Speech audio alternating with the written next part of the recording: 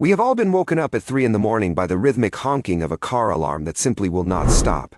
But have you ever wondered what is actually triggering it? The automotive alarm system is your vehicle's first line of defense against theft and vandalism, acting as a digital watchdog that never sleeps. At its core, the system relies on a network of sensors placed strategically around the car. The most basic are the door switches. If a door, trunk, or hood is pried open while the system is armed, the circuit breaks and the siren screams. But modern systems go much further with shock sensors that can detect the specific vibration of a window being smashed or the car being towed away. Some advanced systems even use volumetric sensors that use ultrasonic waves to detect movement inside the cabin. So if you leave your windows cracked and someone reaches in to grab your phone, the alarm will trigger. Factory alarms are usually integrated with an immobilizer, which is a transponder chip in your key that communicates with the engine computer. If the right key is not present, the car cuts fuel and spark, making it impossible to hotwire.